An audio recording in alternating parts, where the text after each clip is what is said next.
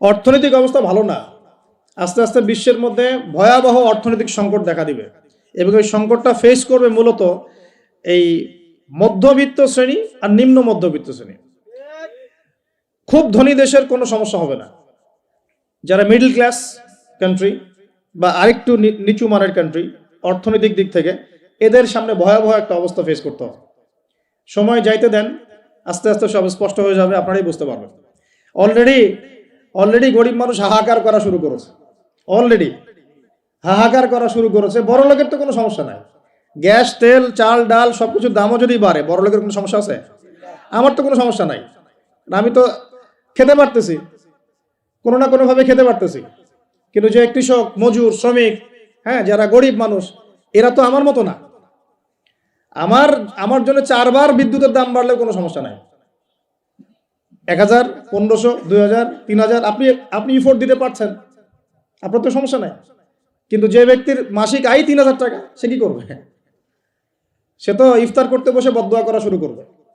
এবার বহু মানুষ ইফতারির টেবিলে বসে আল্লাহর কাছে বদদোয়া করা শুরু করবে। আমি অনেকদিন আগে বলেছি, কারণ এটা বলেছি বৈশ্বিক অর্থনৈতিক সংকটের কারণে। পুরো বিশ্বে একটা ইকোনমিক সংকট চলছে। এখন এই কথাগুলো যেগুলো বলছে, এগুলোর সাথে কিন্তু আমাদের ইসলামিক সমাজ ব্যবস্থা জড়িত আছে। আমরা এদিকে আসতেছি। প্রথমে বোঝেন যে এটাও শিরকি একটা সিস্টেম চলতেছে। আর বিশ্বে যে শিরকটা চলতেছে বড়, সেটা আরো ভয়াবহ। সেটা কি? বিশ্বের যারা মোরল, যারা এখন বিশ্ব চালায়, তারা বলতেছে এক কথায় যে ধর্মের কোনো দরকার নাই। বিশ্বে ধর্মের কোনো দরকার নাই, ধর্মগ্রন্থেরও দরকার নাই, ধর্মীয় বিধানেরও দরকার নেই। এই বিশ্ব চালাবো আমরা, বিশ্বের বিধান রচনা করব আমরা, বিশ্বকে পরিচালনা করার মূলনীতি বানাবো আমরা, বিশ্বের মানুষকে চালাবো আমরা। নাউজুবিল্লাহ বলছি ঠিকই, বিশ্ব চলছে এইভাবে। এখানে আল্লাহর আসমানি কিতাব, কোরআন, হাদিস, শরিয়া, ইসলামী সমাজ, এগুলো বুড়া আঙ্গুল চলে। কেউ টাইম দেয় না এগুলো। খালি মুখে মুখে বক ধার্মিকতা দেখায়। জুমার দিনে এসে নামাজ পড়ে, ঈদের নামাজ পড়তে আসে, তারাবির নামাজ পড়তে আসে, দাড়ি রাখছে, পাগড়ি পড়ছে, এটা বক ধার্মিকতা। আগে ভিতর ঠিক করতে হবে। তো ভিতরটা কি? ভিতরটা হচ্ছে তাবারাকাল্লাযী বিয়াদিহিল মুলক। সূরা মুলকের 1 নম্বর আয়াতে কি বলছেন আল্লাহ পাক? তাবারাকাল্লাযী বিয়াদিহিল মুলক, বরকতময় সেই আল্লাহ। এই আল্লাহ পাক মহাবিশ্ব সৃষ্টি করেন নাই? এই মহাবিশ্ব কে সৃষ্টি করছে? এই পুরো মহাবিশ্বে পৃথিবীর মতো কোটি কোটি কোটি কোটি গ্রহ আছে না? আছে কি নাই? এই পুরো মহাবিশ্বে কার হুকুম চলে? ওই পুরো মহাবিশ্বে কি জিবরাইল আলাইহিস সালামের হুকুম চলে? আল্লাহর কোনো ফেরেশতার হুকুম চলে? কোনো নবীর হুকুম চলে? তাহলে কোনো মানুষের হুকুম চলার কোনো প্রশ্ন ওঠে? পুরো মহাবিশ্বের কোটি কোটি গ্যালাক্সি, কোটি কোটি গ্রহ নক্ষত্রে আল্লাহর হুকুম চলে। সূর্য পর্যন্ত ডোবার পরে আল্লাহর কাছে পারমিশন নেয়, আল্লাহ আগামীকাল উঠবো, আল্লাহ বলেন ওঠো, তাহলে উঠবে। একদিন আল্লাহ বলবেন না, ওঠার দরকার নাই। সূর্য তখন উল্টা দিক থেকে উঠবে, পশ্চিম দিক থেকে। ওই দিন কিয়ামত হয়ে যাবে। যেদিন কিয়ামত হবে, ওইটা হচ্ছে আল্লাহ পাকের ক্রোধের বহিঃপ্রকাশ। মানে রাগ থাকে না, যে ধৈর্য ধরতে ধরতে ধরতে ধরতে এক সময় যখন আপনার আর আপনি আর পারতেছেন না, তখন একটা হাইপার হয়ে যান না মাঝে মাঝে। তখন মনে হয় আশপাশে যা আছে ভেঙে চুরে একাকার করে ফেলেন না। ওই যে পৃথিবীর নিচে যে আগ্নেয়গিরিগুলো আছে, শক্তি সঞ্চার করতে করতে করতে করতে এক পর্যায়ে বিস্ফোরিত হয়ে যায়, তখন আর পৃথিবীবাসীর তো কোনো হুঁশ, তখন আর উপায় থাকে না। তো এরকম কিয়ামতের দিনটা হচ্ছে আল্লাহ পাকের ক্রোধের বহিঃপ্রকাশ। মানে এক হুকুমেই পুরো মহাবিশ্বের সব গ্রহ ধ্বংস হয়ে যায়, এক হুকুমে। তো পুরো মহাবিশ্বে আল্লাহ ছাড়া কারো হুকুম চলে? আল্লাহ সেটাই বলছেন, তাবারাকাল্লাযী বিয়াদিহিল মুলক, বরকতময় সেই আল্লাহ যার হাতে সমস্ত ক্ষমতা। যার হাতে কি ভাই? মুলক মানে কি? রাজত্ব। এখনকার তোমরা যারা পলিটিক্যাল সায়েন্স পড়াও, তোমাদের বা আপনাদেরকে বলছি, রাজত্ব মানে কি? রাজত্বের ইংরেজি প্রতিশব্দ কি? সভরেন্টি। মানে বলেন, সভরেন্টি মানে কি? সার্বভৌমত্ব। মানে কি? সার্বভৌমত্ব। আল্লাহ পাক বলছেন মহাবিশ্বের সার্বভৌমত্ব আমার হাতে। সুবহানাল্লাহ। কার হাতে? মহাবিশ্বের সার্বভৌমত্ব কার হাতে? সভরেন্টি কার হাতে? দুনিয়াতে এই সভরেন্টি, সার্বভৌমত্ব মানুষের হাতে। বুঝেন নাই মনে? এই দুনিয়াতে সভরেন্টি, মুলক, সার্বভৌমত্ব এখন আল্লাহর হাতে নাই, মানুষের হাতে। মানুষ যা মনে করে তাই চালায়। এখন আল্লাহ পাকের বিধান, আল্লাহ রাসূল এগুলো বাদ। তো এটা হচ্ছে সবচেয়ে বড় শিরক সারা বিশ্বের। এটা সারা বিশ্বের সবচেয়ে বড় পর্যায়ে শিরক। তো শিরকে ডুবে আছি আমরা, এটাকে বোঝেন। আমি তো বলছি না যে এখন এই প্রবলেমস গুলোকে রাতারাতি সলভ করা যাবে, এমনটা তো বলছি না। বলছি পুরো ওয়ার্ল্ডে এরকম শিরকি একটা সিস্টেম প্রতিটা ক্ষেত্রে চলছে। কিভাবে সলভ করবেন সেটা পরের বিষয়, আগে তো বুঝতে হবে কোথায় আছে বিশ্ব এখন। তো আমরা দেখলাম যে বড় বড় সেক্টর যেগুলো একটা বিশ্বের, ধর্ম, সংস্কৃতি, অর্থনীতি, জিওপলিটিক্স এবং পরিবার তো আছেই, পাশাপাশি আমাদের এই একটা ওয়ার্ল্ড অ্যাফেয়ার্স, এই প্রতিটা ক্ষেত্রে আল্লাহ পাকের তাওহীদকে পাশ কাটিয়ে মানুষের মন গড়া বিধান দিয়ে চলানো হচ্ছে কিনা, হচ্ছে কিনা বুঝতে পারছেন না মনে কথা। সুদ কি মানুষের বিধান না আল্লাহর বিধান? বলেন, আরো খোলামেলা বলে, সুদ কি মানুষের বিধান না আল্লাহর বিধান? মদ কি মানুষের বিধান না আল্লাহর বিধান? মদ খাওয়া যাবে? মদ খাওয়া যাবে? বেপরদায় চলা যাবে, এটা কি মানুষের বিধান না আল্লাহর বিধান? পুরো বিশ্বের যত বৈশ্বিক অ্যাফেয়ার্স আছে এটা মানুষ নিয়ন্ত্রণ করবে, আল্লাহর বিধানের দরকার নাই। এটা কি আল্লাহর বিধান না মানুষের কথা? তো সারা বিশ্বে এই কুফুরি চলতেছে না, চলছে কি না? এখন এই বিশ্বটা বোঝেন, তারপরে আপনি এই আয়াতটা বোঝেন। এখন আল্লাহ পাক বলছেন, এখন আমি মুহাম্মদ সাল্লাল্লাহু আলাইহি ওয়াসাল্লামের কাছে এমন কিতাব দিয়েছি যে কিতাবে এই সব সমস্যার সমাধান আছে। সুবহানাল্লাহ। সমস্যাগুলো তো বুঝতে পারলেন। আল্লাহ পাক বলছেন, হে মুহাম্মদ বলেন সাল্লাল্লাহু আলাইহি ওয়াসাল্লাম, আমি তোমার কাছে এমন একটা কিতাব দিয়েছি যে কিতাবের মধ্যে প্রতিটা বিষয়কে আমি ব্যাখ্যা করেছি, সমাধান দিয়েছি। এটা হেদায়েত, এটা রহমত, এটা বুশরা, সুসংবাদ কাদের জন্য? যারা আমার সামনে আত্মসমর্পণ করবে। যারা করবে না ওদের জন্য সুসংবাদ নাই। আর এই কিতাবের ব্যাখ্যা আছে। এই কিতাব একাই আপনাকে পথ দেখাবে না, হাদিসের প্রয়োজন আছে। এটা আমরা পেলাম সূরা নজম আয়াত নাম্বার 3-4 এবং সূরা হাশর আয়াত নাম্বার 7, যে রাসূল সাল্লাল্লাহু আলাইহি ওয়াসাল্লাম নিজের মন গড়া কোনো কথা বলতেন না। তিনি সেটাই বলতেন যে আল্লাহ ওহী করতেন। আর আল্লাহর রাসূলের আদেশগুলো আমরা পাচ্ছি হাদিসে, নিষেধগুলো পাচ্ছি হাদিসে। সো কোরআন এবং হাদিস এই দুটোকে মিলে আল্লাহ পাকের এখন ওহী নাজিল হচ্ছে। কোথায় নাজিল হচ্ছে? আইয়ামে জাহিলিয়াতে। কোথায় ভাই?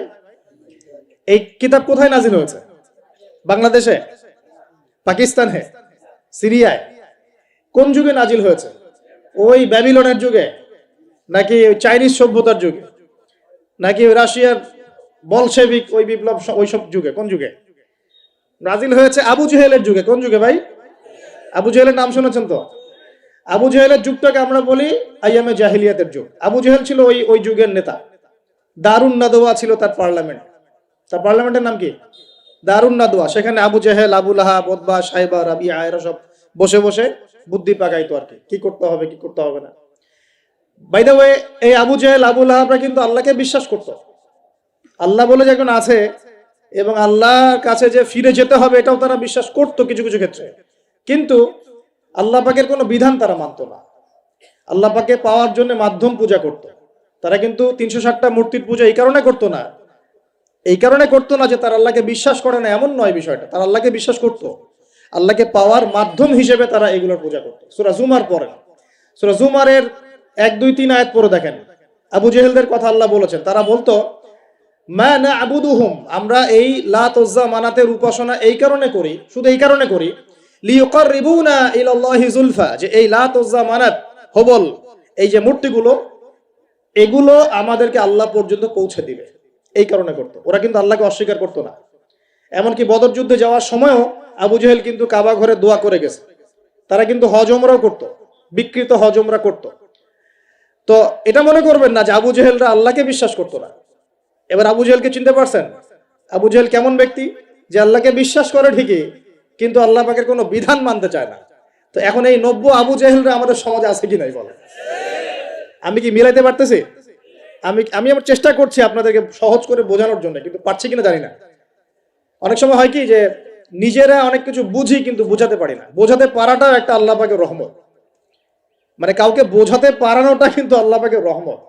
অনেক সময় দেখবেন আপনি বুঝতে পারছেন অনেক কিছুই, কিন্তু মানুষকে বোঝাতে পারছেন না। তা আমি চেষ্টা করছি বোঝানোর জন্য, আমি কতটুকু পারছি আমি জানি না। এই যে আবু জেহেলকে চিনতে পারলেন? আবু জেহেল এমন একজন বুদ্ধিজীবী মানুষ, খুব বুদ্ধি তার, কারণ তার নাম হচ্ছে আবুল হাকাম। কি নাম? আবুল হাকাম, আবু জেহেলের নাম আবু জেহেল না, আবু জেহেলের নাম আবুল হাকাম, মানে জ্ঞানের পিতা।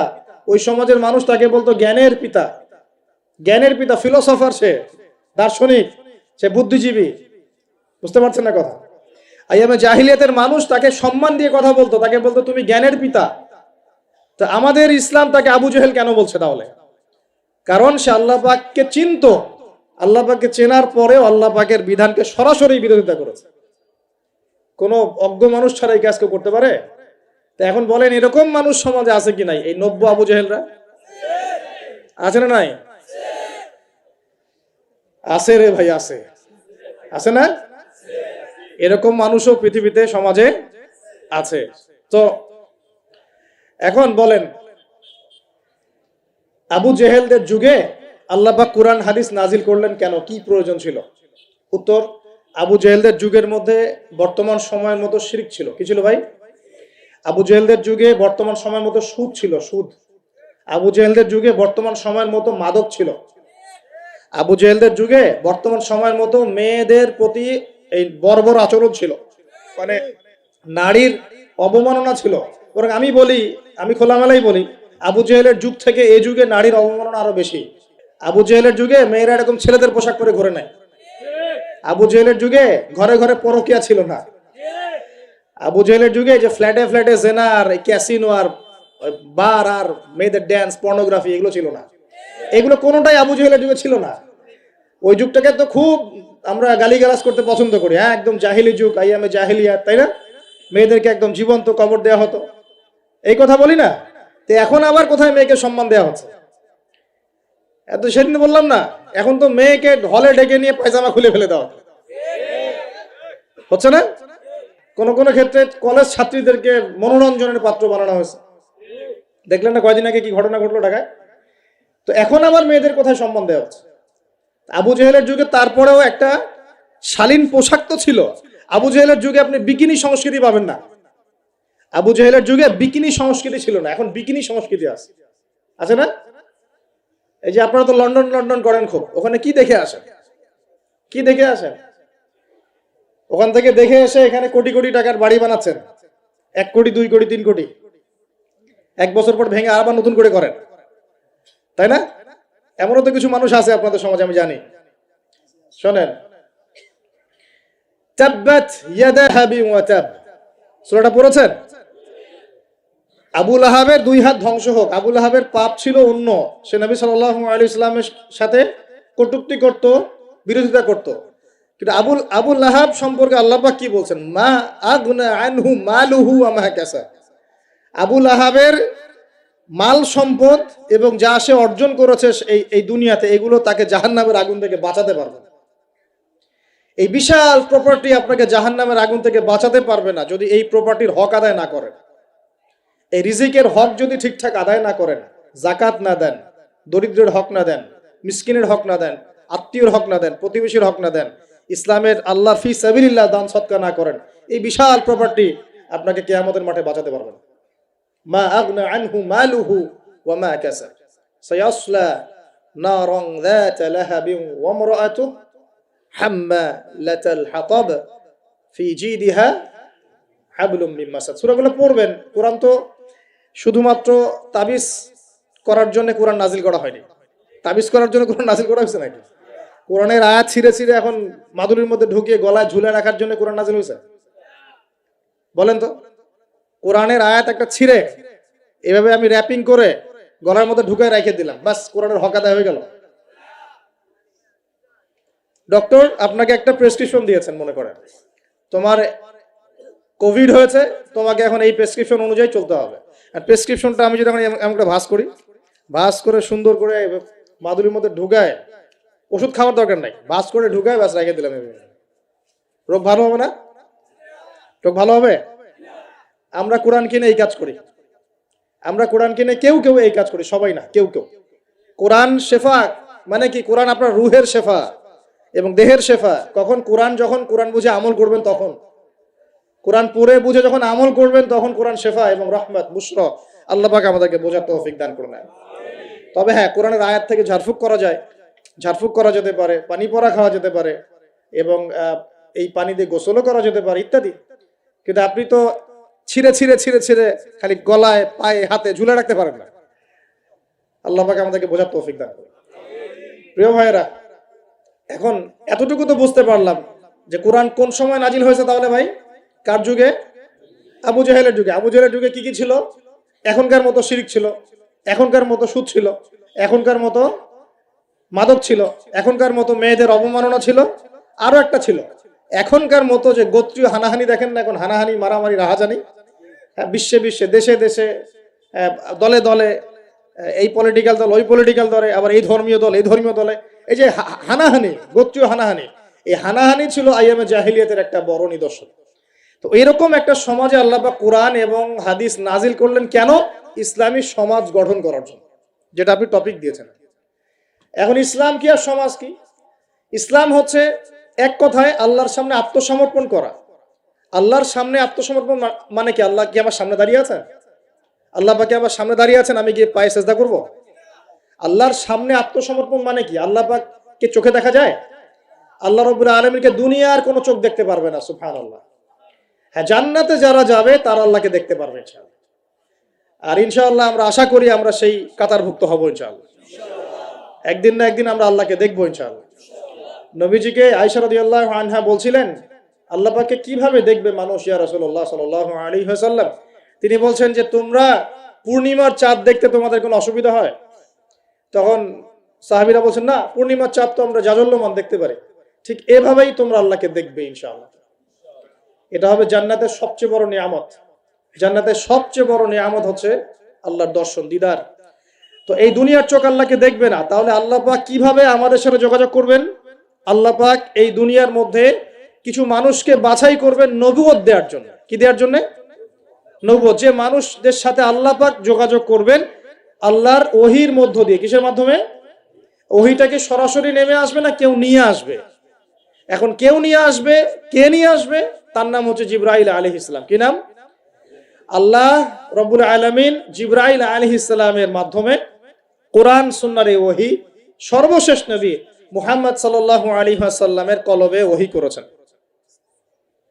খুশি হন নাই? কোন যুগে ওহী করেছেন? আবু জেহেলের যুগে। কোন যুগে? যে যুগটার সাথে আমাদের যুগের মিল আছে। আচ্ছা, এখন আল্লাহ পাক বলেছেন এর সামনে তোমরা মাথা নত করো। মাথা নত মানে কি? জাস্ট মাথাটা নত করে দেওয়া? মাথা নত মানে নিজের ইচ্ছাকে সঁপে দাও, নিজের ইচ্ছাকে সঁপে দাও। মন চাচ্ছে আমি নামাজ পড়বো না, আল্লাহ বলছেন পড়তে হবে, এর নাম সঁপে দেওয়া। মন চাচ্ছে আমি একটু মদ খাই, আল্লাহ বলেছেন খাওয়া যাবে না, হারাম, এর নাম সঁপে দেওয়া। মন চাচ্ছে একটা মেয়ের সাথে একটু কি করি, ডেটিং করি, একটা মেয়েকে নিয়ে ফুর্তি করি, আল্লাহ বলছেন জেনা করা যাবে না, এর নাম সঁপে দেওয়া। মন চাচ্ছে ভরপেট খাই রমজান মাসে, আল্লাহ বলছেন না, রমজান মাসে খাওয়া যাবে না, রোজা রেখে, এর নাম সঁপে দেওয়া। মন চাচ্ছে সম্পদের পাহাড় গর্ব, কাউকে কিছু দিব না, আল্লাহ বলছেন না, নেশাব হয়ে গেলে যাকাত দেওয়া লাগবে, এটা হলো সঁপে দেওয়া। সঁপে দেওয়া মানে কি? আল্লাহ পাকের বিধিবিধানের সামনে নিজের ইচ্ছাকে আত্মসমর্পণ করা। যে আল্লাহ যা বলেছেন আমি তাই করব, যা ছেড়ে দিতে বলেছেন ছেড়ে দিব, দ্যাটস অল। এর নাম ইসলাম। ইসলাম হলো এই বিষয়টার নাম, নিজের ইচ্ছাটাকে আল্লাহ পাকের বিধানের সামনে আত্মসমর্পণ করে দেওয়া। আমরা অনেকেই বলি ইসলাম মানে কি? শান্তি। এই যে শান্তি, এই শান্তি ব্যাখ্যা দিয়ে দিয়ে কি করা হচ্ছে জানেন? ওই যে বদর, উহুদ, খন্দক, খায়বার, হুনাইন, মুতা, এইসব ইতিহাসগুলোকে সরিয়ে দেওয়া হচ্ছে। ইসলাম মানে তো শান্তি। ইসলাম শান্তির সাথে আবার এইসবের কি সম্পর্ক? শান্তির সাথে মুতার যুদ্ধের কি সম্পর্ক? যুক্তি দিচ্ছে শান্তির সাথে বদর যুদ্ধের আদর্শের কি সম্পর্ক? ইসলাম মানে তো শান্তি। ইসলাম মানে শান্তি কখন? ইসলাম মানে হলো আত্মসমর্পণ। যখন একজন মানুষ নিজের ইচ্ছাকে আল্লাহর সামনে সঁপে দিবে, এর মধ্য দিয়ে সে শান্তি অর্জন করবে ইনশাআল্লাহ। মানে নিজের ইচ্ছাকে আল্লাহর সামনে সঁপে দিলে পরে শান্তি পাওয়া যায়। কারণ আমি তো জানি না যে আমার জন্য কোনটা ভালো কোনটা মন্দ। কে ভালো জানে? যিনি আমাকে সৃষ্টি করেছেন। মনে করেন আপনি একটা মোবাইল ফোন বানিয়েছেন, আপনি এটার মেকার বা ক্রিয়েটর। এখন আপনার চেয়ে কি কেউ ভালো জানে এই ফোনের মধ্যে কি আছে? বলেন।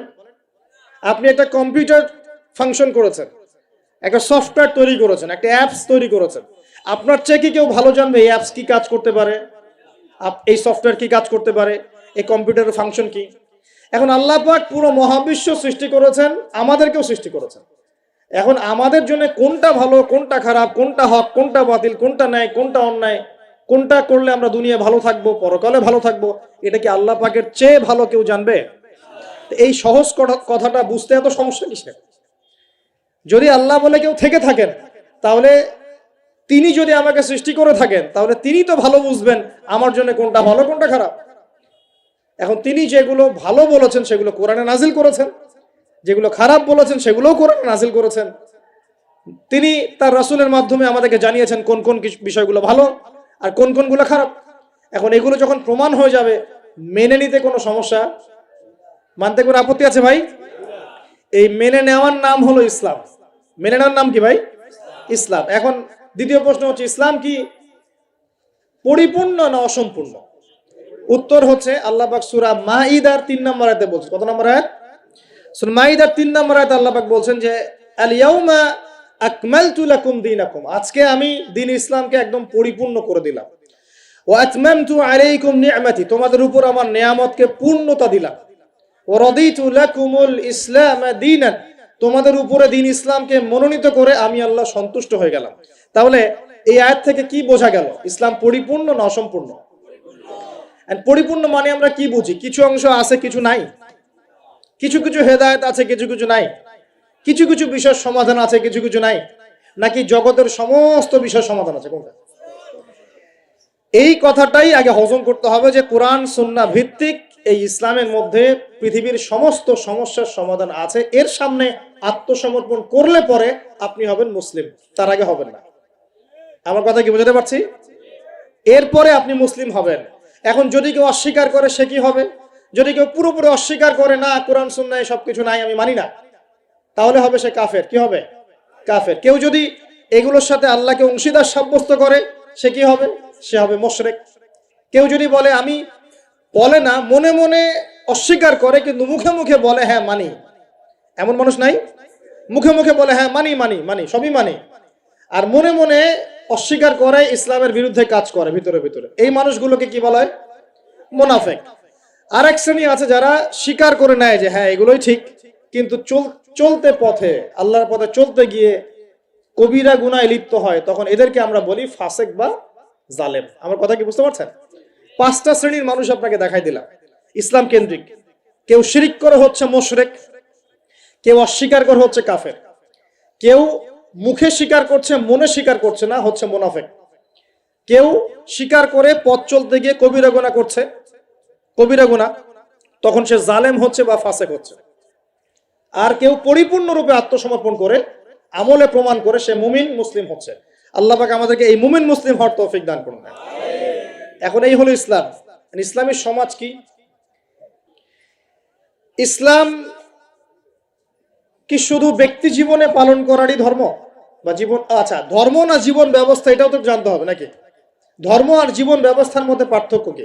আল্লাহ পাক ইসলামকে কি বলেছেন? দিন আল ইসলাম। দিন কি বলেছেন? দিন। দিন শব্দটা কি?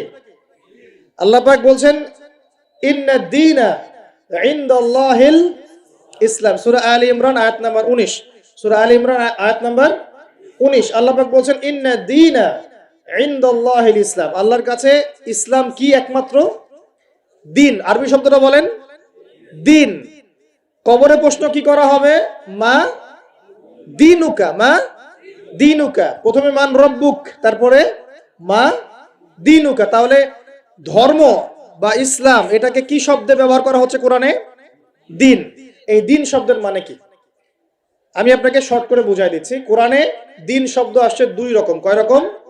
2 রকম। একই বানান, একদম একই বানানেই 2 রকম দিন শব্দ আছে। একটা হচ্ছে মালিকি ইয়াউমিদ্দিন, পড়ে না সূরা ফাতিহায় মালিকি ইয়াউমিদ্দিন, এই যে এখানে দিন, এই দিন শব্দের যে বানান আর ইন্না দীনা ইনদাল্লাহিল ইসলাম, এই দিনের যে বানান একদমই সেম।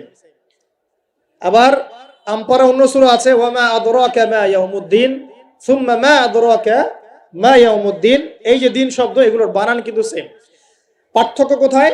এই দিনের 2টো অর্থ হয়। কয়টা অর্থ ভাই? একটা অর্থ হচ্ছে মালিকি ইয়াউমিদ্দিন বলতে আল্লাহ পাক বোঝান কিয়ামত দিবস। কিয়ামত দিবস মানে যেদিন আমাদের বিচার করা হবে, এই দিবসটাকে বোঝাতে আল্লাহ পাক দিন শব্দ ইউজ করেছেন। আবার এই রিলিজিয়ন ইসলামকে বোঝাতেও দিন শব্দ ইউজ করেছেন। এখানে দিন শব্দ হলো জীবন ব্যবস্থা। জীবন কি ভাই? ব্যবস্থা। এখন জীবন ব্যবস্থা মানে কি? জীবন ব্যবস্থা মানে কি যে জীবনের কিছু অংশের হেদায়েত পাওয়া যাচ্ছে, বাকি অংশে পাওয়া যাচ্ছে না, বিষয়টা কি এমন? নাকি জীবন ব্যবস্থা মানে জীবনের প্রতিটা ক্ষেত্রের সমাধান আছে এমন? বলেন, উত্তর দেন। আল্লাহ পাক বলছেন, ওয়ামা ইয়াবতাগি গায়রাল ইসলামি দীনান ফালান ইউকবালা মিন, কেউ যদি ইসলাম ছাড়া অন্য কোনো জীবন ব্যবস্থা তালাশ করে তার কাছ থেকে কিছুই কবুল করা হবে না। আল্লাহ আবার বলছেন যে আল ইয়াউমা আকমালতু লাকুম দীনাকুম, এই দিনটাকে আমি কামিল করেছি, পরিপূর্ণ করেছি। আল্লাহ পাক নিজেই বলছেন এই দিন আমার কাছে গ্রহণযোগ্য। আল্লাহ নিজেই বলছেন এই দিনটাকে আমি কামেল করেছি, পরিপূর্ণ করেছি। আল্লাহ নিজেই বলছেন এই দিন বাদ দিয়ে অন্য দিন কবুল হবে না। তাহলে এই দিন কি অসম্পূর্ণ থাকতে পারে? নিঃসন্দেহে এটা পরিপূর্ণ। এন্ড পরিপূর্ণ মানে কি? ওই যে প্রথম একটা আয়াত তেলাওয়াত করেছিলাম, সূরা নাহল আয়াত নাম্বার 89, আল্লাহ বলেছেন তিবিয়ানান লিকুল্লি শাই, কোরআন সুন্নাহয় আমি সব ব্যাখ্যা করেছি। আরো একটা দলিল দিয়ে দেই, সূরা কাহফ আয়াত নাম্বার 54। কত নম্বর আয়াত ভাই? এগুলো বাসায় গিয়ে চেক করে দেখেন, বাসায় গিয়ে একটু পড়াশোনা করেন, না হলে শুধু শুনবেন এক কান দিয়ে বেরো যাওয়ার কান দিয়ে। আর রেফারেন্স চেক করে যদি দেখেন সব ঠিক আছে, তখন মেনে নেওয়ার চেষ্টা করেন। আমি আগে বলছি না যে মানার দরকার আছে, আমি এখন বলছি মানার দরকার নাই। বাসায় গিয়ে আগে চেক করবেন, যদি দেখেন হ্যাঁ সব কথা ঠিক আছে, তারপরে মানার চেষ্টা করেন। আল্লাহ পাক তৌফিক দান করুন। এখন আসেন, আল্লাহ সূরা কাহফের 54 নম্বর আয়াতে বলছেন যে ওয়ালাকাদ সাররাফনা ফি হাযাল কুরআন লিন-নাসি মিন কুল্লি মাসাল, আমি এই কোরআনে মানব জাতির জন্য প্রতিটা বিষয়কে ব্যাখ্যা করেছি। এবার আরো স্পষ্ট হয়ে গেল, ইসলাম, কোরআন এবং সুন্নাহয় এমন কোনো বিষয় নাই যা নাই। এই হলো পরিপূর্ণ জীবন ব্যবস্থা। জীবন ব্যবস্থার কয়টা দিক থাকে? সহজ করে বলছি, 6টা দিক। কয়টা দিক? জীবন ব্যবস্থা মানে আপনার ধর্মীয় জীবন আছে। ধর্মীয় জীবন কি একটু বোঝেন এখানে? ধর্মীয় জীবন মানে এখানে আপনি নামাজ, রোজা, হজ, যাকাত, তাসবিহ, তাহলিল, জিকির, আজগার, এই কাজগুলো করেন। এগুলো আপনার ধর্মীয় কাজ, ঠিক আছে? আচ্ছা, একটা জীবন হলো আপনার পারিবারিক জীবন। পারিবারিক জীবনে আমরা বিয়ে শাদী, সন্তান প্রতিপালন, স্ত্রীদের হক আদায়, মা বাবা, ভাই বোন ইত্যাদি, এই যে পুরো একটা পরিবার বন্ড, এই যে সিলাতুর রাহিম, আত্মীয়তার রক্তের সম্পর্ক, এটা আপনি রক্ষা করেন। এটা হলো আপনার পারিবারিক লাইফ। 2 নাম্বার। 3 নাম্বার হচ্ছে আপনার একটা সাংস্কৃতিক জীবন আছে, মানে আপনি কি সংস্কৃতি ফলো করবেন, কোন কালচার ফলো করবেন, এটা একটা জীবন আছে। 4 নাম্বার হচ্ছে আপনার ইকোনমিক লাইফ, আপনার অর্থনৈতিক জীবন। এখানে আপনি ব্যবসা বাণিজ্য, চাকরি বাকরি, মুআমালাত, এই বিষয়গুলো করবেন। 5 নাম্বার আপনার পলিটিক্যাল লাইফ, যেখানে আপনি আল্লাহ পাকের খলিফার দায়িত্ব পালন করবেন। আর 6 নাম্বার হচ্ছে গ্লোবাল অ্যাফেয়ার্স, মানে আপনি পুরো ওয়ার্ল্ডকে ডিল করবেন কিভাবে, যদি আপনি রাষ্ট্রের প্রধান হন বা আপনার রাষ্ট্রের দায়িত্ব থাকে। তো এই 6টা বিষয়কে নিয়ে মোটামুটি ভাবে আমাদের এই জীবন। এর বাইরে কি জীবনে কোনো ক্ষেত্র আছে নাকি? বুঝেন নাই মনে হয়? ধর্ম আমাদের জীবন না, অর্থনীতি আমাদের জীবন না, পরিবার আমাদের জীবন না, আমাদের সংস্কৃতি, আমাদের রাজনীতি, সমাজ এবং বিশ্ব, এর বাইরে কিছু আছে নাকি? এই হলো দুনিয়া। এর বাইরে পরকাল আছে। এর বাইরে কি? পরকাল। ওই পরকালে তো মুক্তির জন্যই কোরআন সুন্নাহ এবং ইসলাম, নাকি? এটা তো আমাদের গন্তব্য। দুনিয়ার প্রতিটা সমাধানও ইসলামে পাচ্ছি। এখন তাহলে বুঝতে পারলাম ইসলামী সমাজ মানে কি। ইসলামী সমাজ মানে যে সমাজে শুধুমাত্র কোরআন এবং সুন্নাহ চলে, অন্য কিছু চলে না। কথা কি ক্লিয়ার হচ্ছে না? বুঝাতে পারছি না? আচ্ছা, একটু নড়াচড়া কম করেন। আমরা খুব লম্বা আলোচনা করবো না ইনশাআল্লাহ, একটু ধৈর্য ধরেন। সমাজ ব্যবস্থা বুঝাতে পারলাম কি ভাই? সমাজ ব্যবস্থা কি? ইসলামী সমাজ ব্যবস্থা কি? মানে যে সমাজের মধ্যে আল্লাহর ওহী, কোরআন এবং সুন্নাহ, আল্লাহ পাকের বিধান চলে, বাইরে কিছু চলে না। এর বাইরে কি চলতে পারে? এর বাইরে যদি এমন কিছু চলে, লিসেন ভেরি কেয়ারফুলি, এর বাইরে যদি এমন কিছু চলে যেটার সাথে কোরআন সুন্নাহর সংঘর্ষ হচ্ছে, তাহলে সেটাকে ধরে একদম ছুঁড়ে ফেলে দিতে হবে। কথা বুঝতে পারছেন? সমাজে ইসলামী সমাজ আমরা বুঝলাম, ইসলামী সমাজ মানে যেখানে কোরআন সুন্নাহ ভিত্তিক, আল্লাহ পাকের ওহীর ভিত্তিক সমাজ চলে। এখন এই সমাজে যদি কোরআন সুন্নাহর সাথে সাংঘর্ষিক কিছু চলে, এটাকে ধরে তুলে ছুঁড়ে ফেলে দিতে হবে। এর নাম ইসলাম। এর সাথে আমরা আপোষ করতে পারবো না। আর যদি দেখা যায় সমাজে কিছু জিনিস চলছে যেগুলোর সাথে ইসলামের সাংঘর্ষিকতা নাই, গান বাজনা সাংঘর্ষিকতা নাই, হ্যাঁ, গান বাজনার সাথে সাংঘর্ষিকতা নাই, বোঝাচ্ছি আমি মূলনীতি বলে সহজ করছি, উদাহরণ তো দিব ইনশাআল্লাহ।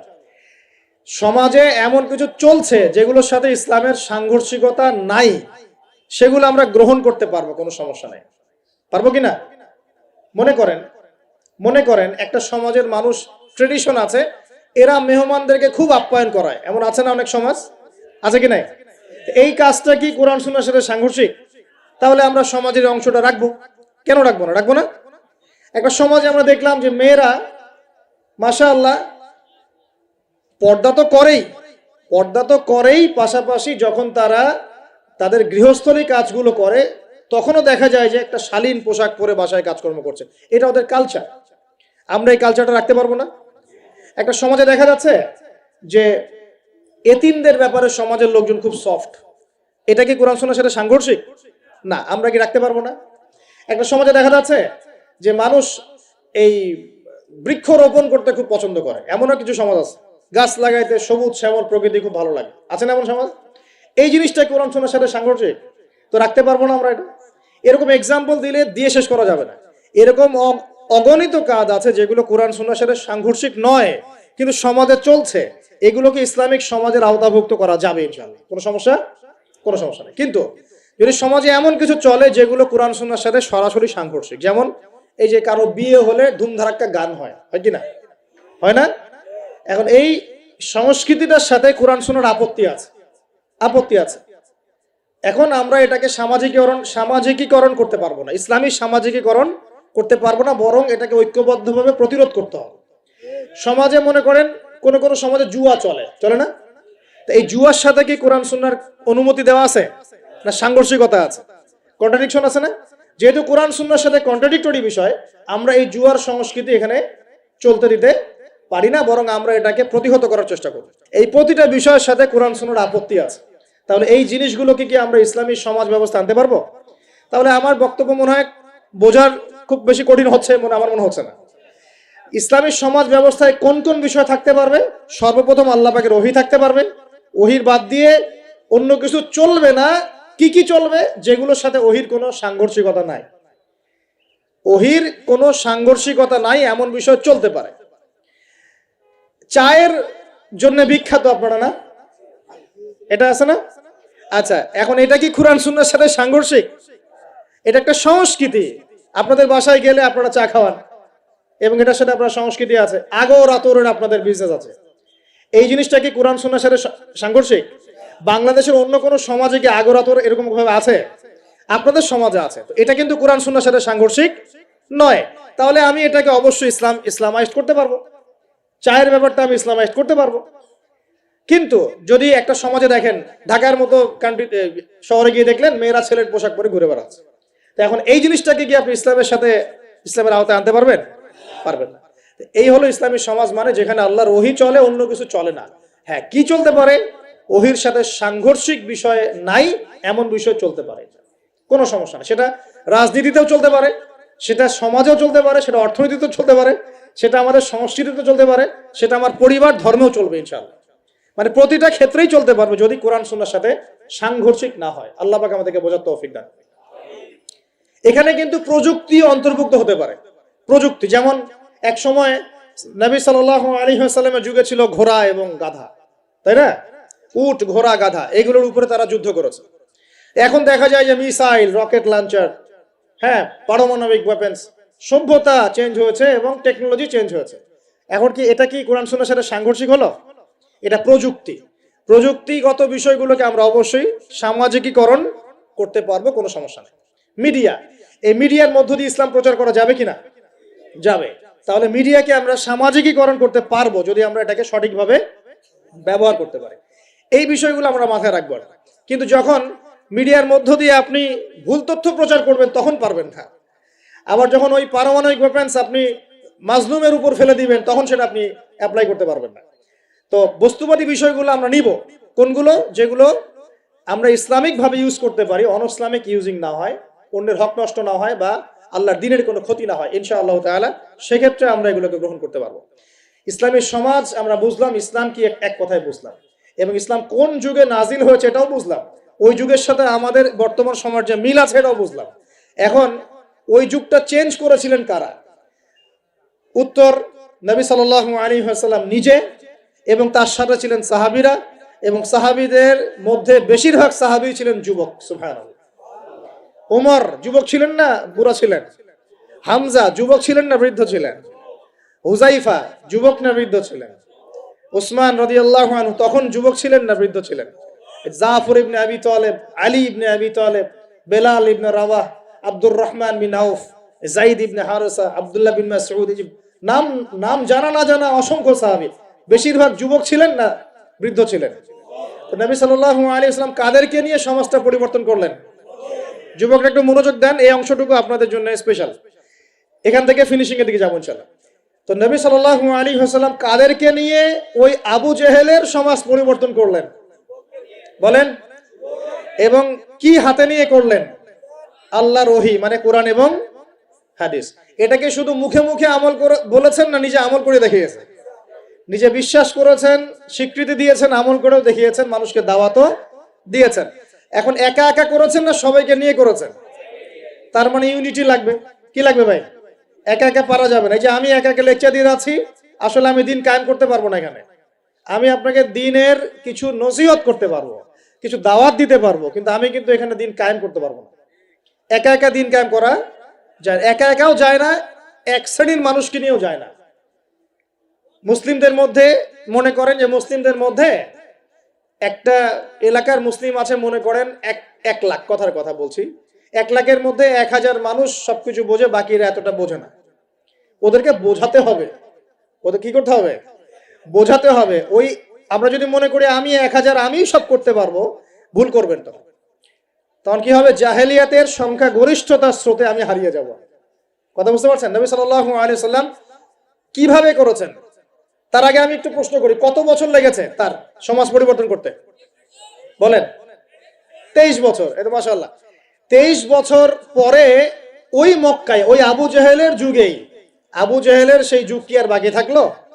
23 বছর পর কি শিরক ছিল ওই যুগের মধ্যে? আর মক্কায় কোনো সুদ ছিল? মক্কায় কোনো মাদক, কোনো জেনা, ব্যভিচার, মেয়েদের শ্লীলতাহানি, ধর্ষণ, জেনা, হ্যাঁ, গুম খুন, তারপরে আপনার এই যে গোত্রীয় হানাহানি, মারামারি, কোনোটা কি আর বাকি ছিল? মানে 23 বছরের সমাজ টোটাল নিট অ্যান্ড ক্লিয়ার, সাফ। কত বছর? 23 বছর। কিভাবে করলেন? প্রথমত তিনি ওহির জ্ঞানের চর্চা করেছেন, নিজে আমল করেছেন, সাহাবীদেরকে শিখিয়েছেন, এবং সাহাবীরা সবাই মিলে দাওয়াতি কাজ করে একটা জনসমষ্টি তৈরি করেছেন কিনা? প্রথমে কি নবী সাল্লাল্লাহু আলাইহি ওয়াসাল্লাম প্রকাশ্যে দাওয়াত দেওয়া শুরু করেছেন? না। প্রথম 3 বছর, কত বছর? তিনটা বছর নবী সাল্লাল্লাহু আলাইহি ওয়াসাল্লাম গোপনে মানুষকে দাওয়াত দিয়েছেন। কিভাবে ভাই? গোপনে, man to man, door to door. আমরা তো এখন খুব অধৈর্য জাতি। কি জাতি ভাই? অধৈর্য। 1 বছর ধরে যদি একটা কথা বলি, পরের বছর ওয়াজ করতে আসলে বলে হুজুর এই ওয়াজ তো গত বছর একবার শুনছি, দরকার অন্য নতুন ওয়াজ করে। এমন করে না মানুষ? নবী সাল্লাল্লাহু আলাইহি ওয়াসাল্লাম 3 বছর গোপনেই দাওয়াত দিয়েছেন। তিনটা বছর। কাদেরকে দাওয়াত দিয়েছেন? উত্তর, প্রথমত তার নিজের মানুষদেরকে, নিজের স্ত্রী, নিজের যায়েদ ইবনে হারেসা পালক পুত্র ছিলেন, নিজের চাচাতো ভাই জাফর ইবনে আবি তালেব, আলী ইবনে আবি তালেব, নিজের খুব কাছের মানুষ আবু বকর সিদ্দিক রাদিয়াল্লাহু আনহুর হাত ধরে, পরে উসমান বিন আফফান, আব্দুর রহমান বিন আউফ, তালহা বিন উবাইদুল্লাহ, জুবাইর বিন আওয়াম, আস্তে আস্তে ছড়িয়ে পড়ছে।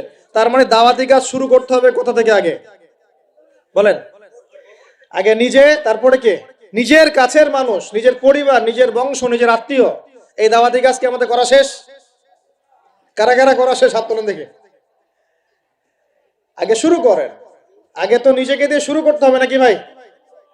নিজের পরিবারের সবাই নামাজি, নামাজের দাওয়াত দিচ্ছি কিনা? নামাজের দাওয়াতটুকু কি দিচ্ছি? নিজের পরিবারে কি পর্দা কায়েম করতে পারছি? নিজের পরিবারে কি তালিম চালু হচ্ছে? নিজের সন্তানরা কি কোরআন পড়ছে? নিজের পরিবারে কি সবাই রমজান মাসে রোজা রাখছে, হালাল খাচ্ছে? আগে নিজের পরিবার দিকে ফোকাস করেন। আল্লাহ পাক তৌফিক দান করুন। এরপর আল্লাহ ওহী নাজিল করলেন, ওয়ানদির আশিরাতাকাল আকরাবিন। এবার তুমি কাকে সতর্ক করবে? তোমার কাছের আত্মীয় স্বজন, গোত্রের লোককে। তখন তিনি ওই যে পাহাড়ের উপর উঠে ডাকলেন, ইয়া মা'আশারাল কুরাইশ, ইয়া মা'আশারাল কুরাইশ, তোমরা সবাই আসো।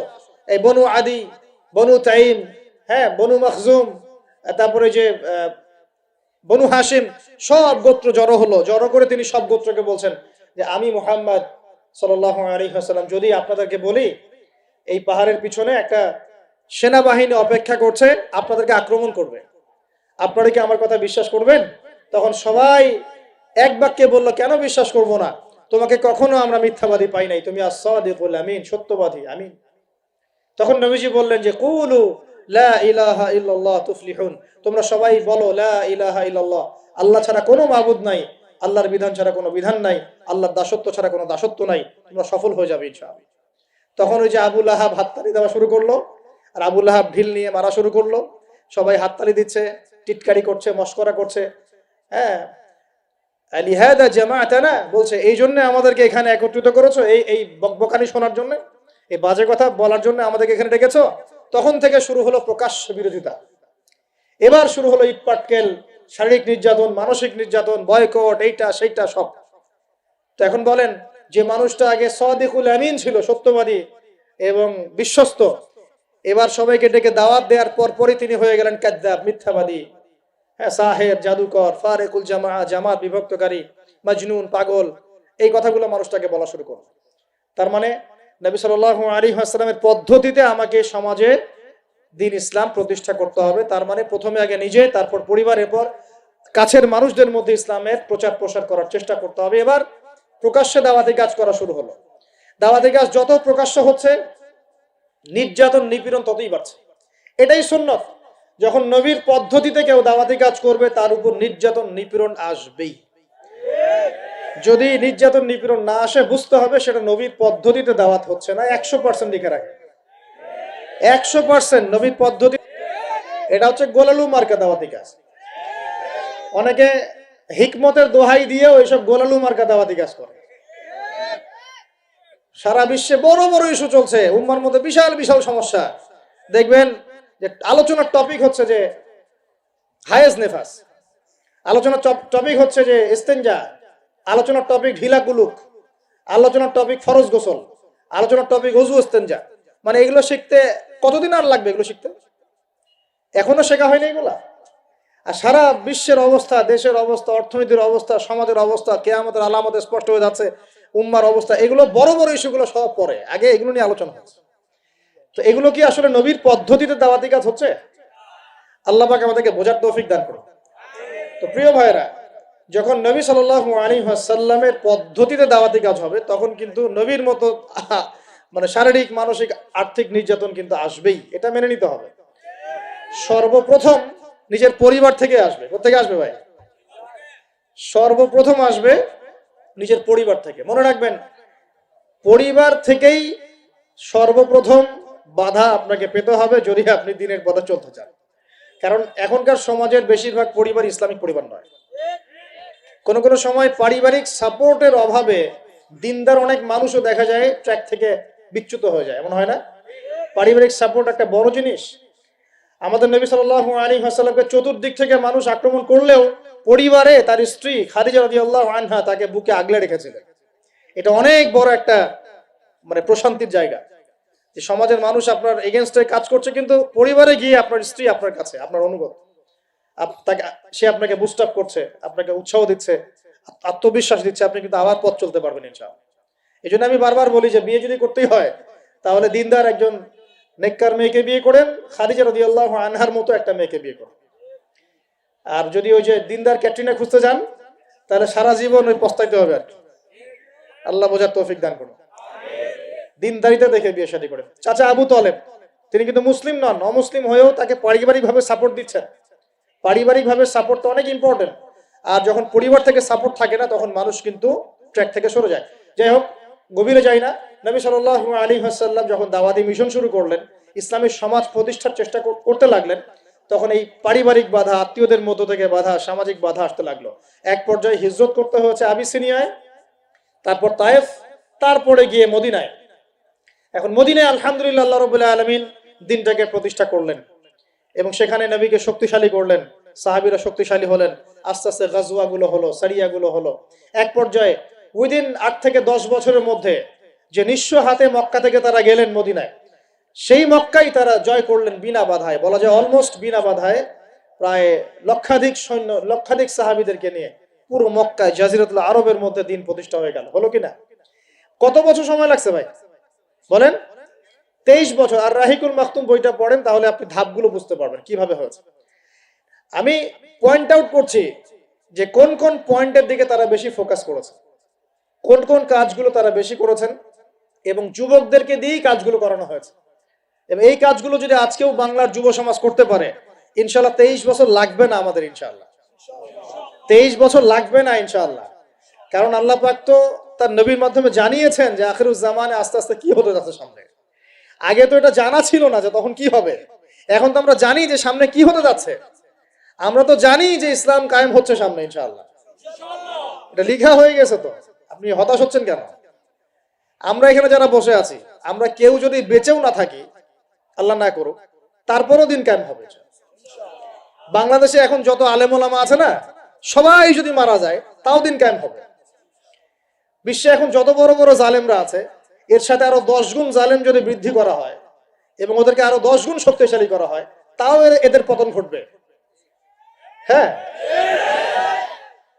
যত জালেম আছে সারা বিশ্বে, এর সাথে আরো 10 গুণ যদি বৃদ্ধি করা হয়, এদেরকে আরো বেশি বেশি মারণাস্ত্র দেওয়া হয়, ক্ষমতা দেওয়া হয়, তবুও এদের পতন ঘটবে। কারণ কোরআন এবং হাদিস এই কথা বলে দিয়েছে যে কিয়ামত হবে না, কিয়ামত হবে না যতক্ষণ পর্যন্ত না আল্লাহ পাক দুজন বিখ্যাত ব্যক্তি পাঠাবেন। কয়জন? একজন হচ্ছেন আমাদের মধ্য থেকে ইমাম, মানে মুসলিমদের ইমাম মুহাম্মদ, যাকে আমরা মাহদি বলছি। আর একজন হচ্ছেন একজন নবী, যার হাতে সভ্যতা শেষ হবে, যার নাম হচ্ছে নবী ঈসা আলাইহিস সালাম, যিনি সত্যিকারের মাসিহ। এটা লেখা হয়ে গেছে। শুধু তাই না, ঈসা আলাইহিস সালামের যুগটা শেষ হওয়ার পরে আবার এমন একটা যুগ আসবে, যে যুগটা হবে পৃথিবীতে সবচেয়ে নোংরা জঘন্য যুগ। এখন আমরা যে যুগটা পার করছি না, এটা পৃথিবীর সবচেয়ে নোংরা যুগ নয়, এটা পৃথিবীর সবচেয়ে নোংরা যুগ নয়। যে যুগে আপনি দেখছেন সবাই সুদ খায়, মোটামুটি সবাই এই যে ফ্রি মিক্সিং, পরকিয়া, হ্যাঁ, জেনা, গান বাজনা, নর্তকী চলছে না সারা সমাজ জুড়ে, মনে হচ্ছে এটাই মনে হয় সবচেয়ে খারাপ যুগ, তাই মনে হয় না অনেকে? এটা সবচেয়ে খারাপ যুগ নয়, যদিও এই যুগের মধ্যে হাজারটা খারাপই আছে। সবচেয়ে খারাপ যুগ আসবে ঈসা আলাইহিস সালামের 40 বছর শাসনের পরের যুগটা। ওই যুগে মানুষ রাস্তায় দাঁড়িয়ে জেনা করবে, কুকুর শেয়ালরা যেমন করে করে, ঠিক ওইভাবে। এবং তাদের সামনে কিয়ামত হবে, পশ্চিম দিক থেকে সূর্য উঠবে। তো আমরা এতটুকু তো জানি, সামনে ইনশাআল্লাহু তাআলা ইসলামিক সমাজ প্রতিষ্ঠা হবে, এটা আল্লাহ লিখে দিয়েছে। আমরা বেঁচে থাকি না থাকি, কেউ এটা বলুক না বলুক, আলেম ওলামা আমাদের মধ্যে যারা আছেন থাক না থাক, হ্যাঁ, এখন যারা মুজাহিদ তারা থাক না থাক, এখন যারা জালেম তারা থাক না থাক, কি হোক না হোক এটা হবে ইনশাআল্লাহ। পৃথিবীতে ভূমিকম্প হোক আর জলোচ্ছ্বাস হোক আর পৃথিবী ধসে যায় আর আগুনের বৃষ্টি হোক আর পাথরের বর্ষণ হোক, যাই হোক না কেন, নবী ঈসা আলাইহিস সালামের হাতেই সভ্যতা শেষ হবে ইনশাআল্লাহ। অতএব ইসলামী সমাজ তো সামনে আসছে, বুঝতে পারলাম। এখন আমার মানে ফাইন্ড আউট করা পয়েন্টগুলো হচ্ছে এই কয়েকটা পয়েন্ট, 10টা পয়েন্ট বলছি। এক, নবী সাল্লাল্লাহু আলাইহি ওয়াসাল্লাম সাহাবীগণ, স্পেশালি যুবক সাহাবীগণ, সাহাবীদের মধ্যে বেশিরভাগই যুবক ছিলেন। যুবকরা আপনারা ভালো করে বোঝার চেষ্টা করেন, তারা ইসলামী সমাজ প্রতিষ্ঠার জন্য প্রথমত নিজের আগে জ্ঞান চর্চা করেছে। কি করেছেন ভাই? নিজেরা আগে কোরআন হাদিসের জ্ঞান চর্চা করেছেন। যত বড় বড় লেকচার দেন, নারায়ে তাকবীর, আল্লাহু আকবার স্লোগান তোলেন, আইওয়াজ শোডাউন, যাই করেন, জ্ঞান চর্চা না করা পর্যন্ত দিন প্রতিষ্ঠা হবে না। জ্ঞান চর্চা করতে হবে। রাজি আছি ইনশাআল্লাহ ভাই? আমরা রাজি আছি তো ইনশাআল্লাহ, যে আমরা আল্লাহ পাকের কোরআন এবং নবীর সুন্নতের জ্ঞান অর্জন করবো ইনশাআল্লাহ। এবং জ্ঞান অর্জন একটা ধারাবাহিক প্রক্রিয়া, একদিন 2 দিন করে থেমে যাব না, আমরা প্রতিদিন একটু একটু একটু একটু করে আগাবো ইনশাআল্লাহ। একটা রুটিন ফিক্স করে নেবেন, ডেইলি 1 ঘন্টা করে আপনি পড়াশোনা করার চেষ্টা করেন। আমি অনেক লেকচারে কিছু সিলেবাস বলেছি, আপনাকে কোরআন পড়তে হবে, আরবি ভাষা শিখতে হবে, হাদিসের কিতাবগুলো পড়বেন, ইতিহাস, ইসলামের ইতিহাস পড়বেন, ইসলামিক অর্থনৈতিক বইগুলো পড়বেন, বড় বড় রিনাউন্ড উলামায়ে কেরামদের বইগুলো পড়বেন, সিরাত পড়বেন, আকীদার বই পড়বেন, ফিকহের কিছু বই পড়বেন। মানে আপনার একটা ক্লাসিক্যাল পড়াশোনার ধারা থাকতে হবে। এবং এই পড়াশোনা একা একা করা যাবে না। কিছু বই আপনি একা হয়তো পড়তে পারবেন, কিন্তু অনেক কিতাব আছে যেগুলো আপনি একা পড়তে পারবেন না, আপনার বিজ্ঞ ওলামায়ে কেরামের সোহবত দরকার আছে। এটার দায়িত্ব আপনার, আপনি খুঁজে বের করবেন কার সোহবতে আপনি যেতে চান। আল্লাহ পাক আপনাকে তৌফিক দান করুন। প্রথম কথা জ্ঞান অর্জন। 2 নম্বর, দিন প্রতিষ্ঠা ইসলামী সমাজ ব্যবস্থার জন্য সাহাবীগণ নিজেরা আমল করিয়ে দেখেছেন, শুধু জ্ঞান অর্জনই করেন নাই। যে জ্ঞান অর্জন করেছিলেন সেটা আমল করে দেখিয়েছেন। যেমন উমর রাদিয়াল্লাহু আনহু বলতেন যে সূরা বাকারা হিফজ করতে আমার সময় লেগেছে 12 বছর। কত বছর? 12 বছর লেগেছে সূরা বাকারাটাকে আয়ত্ত করতে। কারণ সাহাবীরা যতক্ষণ পর্যন্ত 10টা আয়াত লেসন নিয়েছেন, 10টা আয়াতের উপর আমল না করা পর্যন্ত নতুন করে দার্স নিতেন না। বুঝতে পারছেন না? মনে করেন আপনি সূরা মাউন শিখেছেন, মাউন আর আইতাল্লাযী ইউকাযযিবু বিদ্দিন, এই সূরা আপনি শিখেছেন। সাহাবীদের সুন্নাত ছিল কি এই সূরাটার উপর তারা আমল না করা পর্যন্ত নতুন লেসন নিতেন না, এভাবে তারা আমল করতেন। আমরা কি এমন করে আমল করি? আমরা যত পারি আগে তথ্য ইনস্টল করতে থাকি। আমাদের জ্ঞান চর্চাটা হচ্ছে তথ্য ইনস্টল করার মতো। তথ্য ইনস্টল করাকে জ্ঞান চর্চা বলে না, এটাকে আমরা ওয়েল ট্রেন্ড বলতে পারি, ওয়েল এডুকেটেড বলতে পারি না। সার্কাসের সিংহ বাঘ দেখেছেন না? লাঠি চাবুকের ভয়ে অনেক কাজ করে না? অনেক কুকুর দেখা যায় না যে ট্রেনিং প্রাপ্ত, যা কমেন্ট করে সে ফলো করে না? এটা ওয়েল ট্রেন্ড বলা যায় এটাকে, এই কিন্তু ওয়েল এডুকেটেড না। আমাদের ক্রিটিক্যাল থিঙ্কার্স দরকার, মানে কোরআন সুন্নাহ পড়বে, আমল করবে এবং এটাকে নিয়ে গবেষণা করার চেষ্টা করবে। মানে আমাদের কোরআন সুন্নাহকে নিয়ে গবেষণার একটা প্রজন্ম দরকার, গবেষক প্রজন্ম, ক্রিটিক্যাল থিঙ্কার্স। আল্লাহ পাক আমাদেরকে এই তৌফিক লাভে ধন্য করুন বলে আমি। তো 2 নম্বর ইনিশিয়েটিভটা হচ্ছে অবশ্যই জ্ঞান অনুযায়ী আমল করতে হবে যদি ইসলামী সমাজ চাই আমরা। আল্লাহ পাক আমাদের সবাইকে তৌফিক দান করুন। সবার আগে আমাকে তৌফিক দান করুন বলি আমি। জ্ঞান অনুযায়ী আমল করার জন্য একটা সুন্নত ফলো করলেই হবে, একজন ব্যক্তিকে জাস্ট ফলো করতে হবে। জীবনের প্রতিটা কাজ নবী সাল্লাল্লাহু আলাইহি ওয়াসাল্লামের সুন্নাহ মাফিক করলেই আপনি জানা অনুযায়ী আমল করে ফেলবেন ইনশাআল্লাহ। পারা যাবে তো ইনশাআল্লাহ? আজকে ঘুমানো থেকে শুরু করে দেন, জীবনের প্রতিটা কাজকে ঢেলে সাজান। কাপড় পরা, ঘুমানো, ঘুম থেকে ওঠা, হ্যাঁ, এমনকি বিছানা ঝাড়া, ইস্তেঞ্জা করা, আপনার ব্যবসা বাণিজ্য, শিক্ষা, এভরি সিঙ্গেল সেক্টর ঢেলে সাজানোর চেষ্টা করেন যে নবীর মতো হচ্ছে কিনা। যদি হয় আলহামদুলিল্লাহ, যদি না হয় তাহলে এখানে আপনার কিছু কাজ করার বাকি আছে। আল্লাহ পাক আমাদের সবাইকে নবী সাল্লাল্লাহু আলাইহি ওয়াসাল্লামের সুন্নাহ মাফিক জীবন গড়ার তৌফিক দান করুন। 3 নম্বর পয়েন্টটা হচ্ছে নবী সাল্লাল্লাহু আলাইহি ওয়াসাল্লাম সাহাবীগণ আদর্শ পরিবার গড়েছিলেন। কি করেছেন ভাই? কারণ পরিবার হচ্ছে একটা সমাজের গঠন একক। আপনি সমাজ নিয়ে কথা বলছেন, তাহলে আগে পরিবার ঠিক করতে হবে বা ঠিক করার চেষ্টা করতে হবে। আমি এটা জানি যে একটা পরিবারের সব সদস্য হয়তো নামাজি নাও হতে পারে। নূহ আলাইহিস সালামের স্ত্রী যখন ঈমান নিয়ে আসে নাই, লূত আলাইহিস সালামের স্ত্রী যখন ঈমান নিয়ে আসে নাই, আদম আলাইহিস সালামের সন্তান কাবিল যখন জাহান্নামে যাচ্ছে, আবার ফেরাউনের ঘর থেকে যেমন আসিয়া জান্নাতে যাচ্ছে, তার মানে পরিবারের সবাই যে একরকম হবে নট নেসেসারি। কিন্তু অ্যাজ এ মানে পরিবারের কর্তা, আপনি পরিবারের guardian, as a guardian of family, আপনাকে আপনার রেসপন্সিবিলিটি তো পালন করতে হবে নাকি? পরিবারের আপনার দায়িত্ব নাই? পর্দা প্রতিষ্ঠা করার দায়িত্ব কার? আপনার। আপনার স্ত্রী পর্দা করে না, এই দায়িত্ব কার? এই জিম্মাদারি কার? আপনার সন্তান যে নামাজ পড়ে না, এই রেসপন্সিবিলিটি কার? পরিবারে যে হারাম ঢুকতেছে রিজিকে, এই দায়িত্ব কার? আল্লাহ পাক, আমি মনে হয় বুঝাতে পেরেছি। অতএব পারিবারিক ভাবে আল্লাহ পাক আমাদের সবাইকে যেন ইসলামটা ধরে রাখার তৌফিক দান করেন বলে আমিন।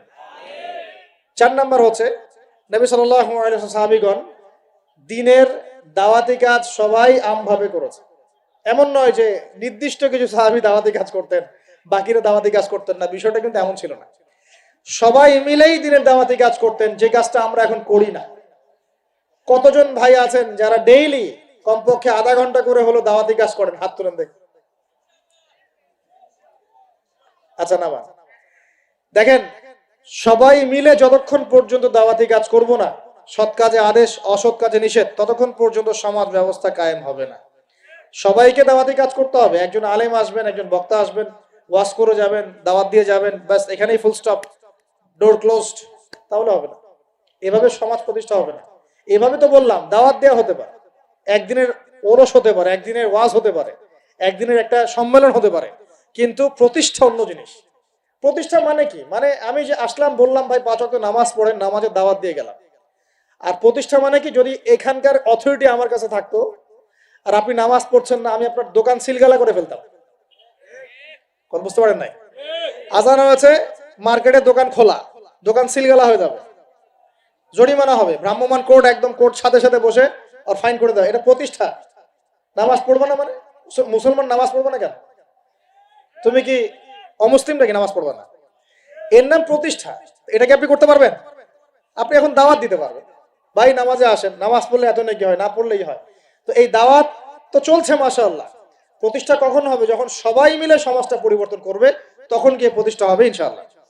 সমাজে যারা নেতৃত্ব দেয়, এরা কি আসমান থেকে টপকে পড়ে, না সমাজের ভিতর থেকে বের হয়? সমাজ যদি পরিবর্তন হয়, নেতৃত্ব এখান থেকেই বের হবে ইনশাআল্লাহ। আর যখন আল্লাহওয়ালা মানুষরা উপরে যাবে, তখন দেখবেন তারা এইসব অথরিটি ইম্পোজ করবে ইনশাআল্লাহ। ওই যে বলেছিলেন 1 মাস, খালি একটা মাস উমরের শাসন যদি চলে, দেখবেন সব একদম ঠান্ডা হয়ে গেছে ইনশাআল্লাহ। সব ঠান্ডা, একদম ঠান্ডা। এটা ভেরি মাচ পসিবল। 1 মাস সময়, 1 মাস, উইদিন 1 মান্থ। উমর রাদিয়াল্লাহু আনহু যদি এখন বেঁচে থাকতেন, মনে করেন কথার কথা বলছি, উমর রাদিয়াল্লাহু আনহু এখন বেঁচে আছেন, তিনি আসলেন পাকিস্তানে, আসলেন মনে করেন, সিরিয়াতে আসলেন, কথার কথা বলছি আর কি। এমন তাকে মনে করেন দায়িত্ব দিল জনগণ যে আমিরুল মুমিনিন, আপনি সমাজটা ঠিক করেন। তার কয়দিন লাগবে? কয়দিন লাগবে জানেন? হ্যাঁ, আমার ধারণা 3 দিন। কয়দিন হয়? 3 দিন। অথবা তিনি বলবেন যে আমার দ্বারা সম্ভব না, আমি গেলাম। কারণ এখানে একটা কারণ আছে, কারণটা শোনেন। আমি কথাটা কেন বলেছি? আলী রাদিয়াল্লাহু আনহুর যুগে কিছু যুদ্ধ হচ্ছিল না, সিফিনের যুদ্ধ, এই যুদ্ধগুলো। তো জনগণ, খারেজিদের সাথে যুদ্ধ হচ্ছে, জনগণের মধ্যে কয়েকজন এসে বলছে, আলী রাদিয়াল্লাহু আনহু, ইয়া আমিরুল মুমিনিন, আমরা উমর রাদিয়াল্লাহু আনহু, আবু বকর সিদ্দিক, ওসমান, তাদের যুগটা পার করে আসলাম। তো ওই যুগে তো এত ফিতনা ছিল না, তা আপনার যুগে এত মারামারি হানাহানি কেন? ঘটনা কি? একটু বোঝেন আমার কথাটা, মনোযোগ দেন, খুব ইম্পর্টেন্ট কথা। তো আলী রাদিয়াল্লাহু আনহুকে বলছেন, আপনার যুগে এত হানাহানি মারামারি কাটাকাটি কেন? উমরের যুগে তো এমন ছিল না, আবু বকরের যুগে তো এমন ছিল না, ওসমানের যুগে তো এমন ছিল না। তো আলী ইবনে আবি তালেব, মানে বিচক্ষণ মানুষদের মধ্যে অন্যতম একজন বিচক্ষণ মানুষ, তিনি বলছেন, উত্তর দিচ্ছেন, দেখেন কি বিচক্ষণতার উত্তর। তিনি বলছেন, শুনো, আবু বকর উমরের যুগে আবু বকর উমর ছিল শাসক, আর আমরা ছিলাম জনগণ। আবু বকর উমরের যুগে আবু বকর, ওমর, ওসমান ছিল শাসক, আর আমি আলী আর আমার মতো মানুষটা ছিল জনগণ। আর আমার যুগে আমি হচ্ছি শাসক, আর তোমরা হচ্ছে আমার জনগণ। কথা বুঝলেন নাই? মানে কিছু বুঝতে পারেন নাই? মানে আলী রাদিয়াল্লাহু আনহুর যুগে যে জনগণরা আছে, তারা আবু বকর, ওমর রাদিয়াল্লাহু আনহুর যুগের জনগণের মতো নন। এই কারণে আলী রাদিয়াল্লাহু আনহুর সমস্যা ফেস করতে হচ্ছে। তো এটাই বলছিলাম, যখন জনগণ সবাই বলছে আমি সুদ খাবো, সবাই বলছে যে পর্নোগ্রাফি দেওয়া হোক, মদ চলুক, বেপরদামি চলুক, হ্যাঁ জুয়া চলুক, আর আমি বেচারা একা একা বসে যদি বলি না এগুলো সব হারাম, তা আমাকে তো পিঠা এখান থেকে সরাই দিবে মানুষ, তাই না বিষয়টা? তার মানে সমাজের মানুষকে পরিবর্তন করতে হবে, আল্লাহ পাক এটা বোঝার তৌফিক দেন। মানুষ যখন পরিবর্তন হবে ইনশাআল্লাহ, তখন দেখবেন এখান থেকেই যোগ্য নেতৃত্ব উঠে আসবে। এভাবেই সমাজটা প্রতিষ্ঠা হবে ইনশাআল্লাহ আযজা ওয়া জাল্লা। আল্লাহ পাক আমাদেরকে তৌফিক এনায়েত করুন। আর কয়েকটা পয়েন্ট আমি একটু থরলি বলে শেষ করছি। 6 নাম্বার, সাহাবীরা কোনোদিনও হারাম খান নাই। কি খান নাই ভাই? মানে অর্থনৈতিক জীবনে কোনোভাবেই হারামে সম্পৃক্ত হওয়া যাবে না যদি ইসলামী সমাজটা, ঠিক আছে ভাই? 7 নাম্বার, অনইসলামিক কোন সংস্কৃতির আশপাশেও যাওয়া যাবে না। ইসলামী সমাজ চান, অনইসলামিক সংস্কৃতি পরিপূর্ণভাবে বর্জন করতে হবে। আল্লাহ পাক তৌফিক দান করুন। 8 নাম্বার, সমাজের একটা বড় অংশ হচ্ছে মেয়ে মানুষ। সমাজের একটা বড় অংশ কি? এদেরকে অ্যাভয়েড করে সমাজে দিন কায়েম হবে না। এই মেয়েদের মধ্যে দিনের দাওয়াতি কাজ বাড়াতে হবে এবং মেয়েদেরকে পর্দায় নিয়ে আসতে হবে। এই দায়িত্ব প্রত্যেক পরিবারের কর্তার। পরিবারের কর্তা ঠিক হয়ে যান, সমাজ ঠিক হয়ে যাবে ইনশাআল্লাহ। আপনার মেয়ে বেপর্দায় বের হতে পারবে না, বের হলে ভাত বন্ধ। আপনার স্ত্রী বেপর্দায় চলতে পারবে না, চললে ভাত বন্ধ। যদি বলে আমি বেপর্দায় চলবো, তোমার ভাত খাবো না, সুন্দর মতো বসে তালাক দিয়ে রেখে দিবেন, যাও, ভাত খাওয়ার দরকার নাই, আমার ভাত খাওয়ার দরকার নাই। তোমার বেপর্দায় চলতে খুব ভালো লাগে, যাও চলো, সমস্যা কি? আপনি ঝগড়াঝাড়িতে যাবেন না, দাওয়াত দিবেন, নসিহত করবেন, ওয়াজ করবেন। যদি দেখেন বুঝাইতে বুঝাইতে বুঝাইতে বুঝাইতে কোনোই কাজ হচ্ছে না, ওই যে আসহাবুল কাহফের হেদায়েত আছে, ঠিক আছে বাবা তুমি তোমার রাস্তায় চলো, আমি আমার রাস্তায় আল্লাহর সাথে চললাম। ইব্রাহিম আলাইহিস সালাম কি বলছেন? ইন্নী যাহিবুন ইলা রাব্বি সায়াহদিন। মনের মধ্যে কত শূন্যতা দেখেন, তিনি বলছেন ইন্নী যাহিবুন ইলা রাব্বি সায়াহদিন। পরিবার তাড়িয়ে দিয়েছে, বাবা তাড়িয়ে দিয়েছে, সাথে কেউ নাই, কেউ নাই সাথে, একা। ইব্রাহিম আলাইহিস সালাম একা। আল্লাহ পাক বলছেন ইব্রাহিম একাই একটা উম্মত, ইব্রাহিম একাই একটা উম্মত, তিনি বলছেন আমি চললাম একাই আমার রবের পথে, তিনি আমাকে পথ দেখাবেন। এত বড় কথা। এই জন্যই তো ইব্রাহিম আলাইহিস সালামের এত সম্মান। নবীগণের পিতা তিনি, সমস্ত নবীগণের দেখা যায় পিতা তিনি, আবুল আম্বিয়া বলা হয়। কত চমৎকার বালাগাত দেখেন, ইন্নী যাহিবুন ইলা রাব্বি সায়াহদিন, আমি একাই চললাম আমার রবের পথে, তিনি আমাকে পথ দেখাবেন। পাশে কেউ নাই, ভেঙে পড়বেন না, একাই চলবেন, কোনো সমস্যা নাই। তো এই যে বলছিলাম, পরিবারের লোক পরিবারে বুঝান, দাওয়াত দেন, সব ঠিক আছে। যদি দেখা যায় যে অনইসলামিক বিষয়ে চলতে ওদের খুব ভাল লাগে, ইসলামিক বিষয় মানতে খুবই আপত্তি, তখন আপনি আপনার রাস্তায় চলেন, তাকে তার রাস্তায় ছেড়ে দেন, ঝগড়া ছেড়ে দেবেন। জ্ঞান কেচালে যায় না, বাবা তুই তোর রাস্তায় চল, আমি আমার রাস্তায় চল। তারপরে সন্তান, 9 নম্বর হচ্ছে আমাদের সমাজের একটা বড় অংশ হচ্ছে আমাদের এই যে ছোট ছোট বাচ্চা কাচ্চা সন্তান। আগামী প্রজন্মকে অবশ্যই ইসলামী শিক্ষায় শিক্ষিত করতে হবে, না হলে সমাজ কায়েম করা যাবে না। এই দায়িত্ব এখন আপনাদের সবার। আমি শুরু পয়েন্টটা বলে গেলাম। আর সর্বশেষ 10 নম্বর পয়েন্টটা হচ্ছে এই যুব সমাজের চরিত্রটাকে পবিত্র রাখতে হবে। এটা এত গুরুত্ব দিয়ে কেন বললাম, কারণ যুবকরা হচ্ছে সমাজ পরিবর্তনের হাতিয়ার, এবং যুবকদের চরিত্র যদি একবার নষ্ট হয়ে যায়, পর্নোগ্রাফিতে আসক্ত হয়ে যায়, বা মাদকে আসক্ত হয়ে যায়, বা মেয়ের পিছনে যদি সময় নষ্ট করা শুরু করে, হ্যাঁ এই যে গুন্ডাগার্দি করে, এই যে পাবজি টাবজি ফ্রি ফায়ার হাবিজাবি এগুলোর মধ্যে ঢুকে পড়ে, ও ওর লক্ষ্য থেকে বিচ্যুত হয়ে যাবে। তখন এই সমাজটাকে দিয়ে আপনি আসলে কোনো কাজ নিতে পারবেন না। এই কারণে এদেরকে একটা আধ্যাত্মিক প্রশিক্ষণের মধ্যে নিয়ে আসতে হবে। নামাজ, তিলাওয়াত, জিকির, হ্যাঁ আলেম ওলামা সোহবত, ধারাবাহিকতা রক্ষা করা, প্রয়োজনে ভালো কিছু সামাজিক কাজের মধ্যে তাদেরকে নিয়োজিত রেখে তাদের এই যৌবনটাকে আল্লাহর পথে কাটিয়ে দেওয়ার প্রয়াস নেয়ার চেষ্টা করতে হবে। আল্লাহ পাক আমাদের সবাইকে এই তৌফিক দান করুন, আমিন। আর যুবক ভাইদেরকে বলবো যে চরিত্রই সবচেয়ে ইম্পর্টেন্ট জিনিস আপনার। এখন এই জীবনটার চরিত্র যদি নষ্ট হয়ে যায়, আপনি কোনো অবস্থাতেই আল্লাহর কাছে পার পাবেন না। প্রিয় ভাইরা, চরিত্র হেফাজত করেন। আর কয়েকটা বিষয় আপনাদের, মাদক আল্লাহর রাস্তায় খায়েন না, মাদকের ধার কাছে যাবেন না। সিগারেটটাকে অনেকে মাদক মনে করেন না, আমি বলছি এটাও একটা মাদক। সিগারেটের কাছে যাবেন না। মেয়ে নিয়ে সময় নষ্ট করবেন না। কি কারণে আমি বলছি? এই কারণে যে এই পৃথিবীতে এখন যে পৃথিবীটা এখন চলছে, এই পৃথিবীতে বিশ্বাস বলতে আসলে কিছু নাই। মানে বিশ্বাস খুবই প্রেসিয়াস, এটাকে সস্তা করে দিয়েন না। মানে যখনই আপনি কাউকে অন্ধভাবে বিশ্বাস করা শুরু করবেন, তখন আপনি কষ্ট পাবেন।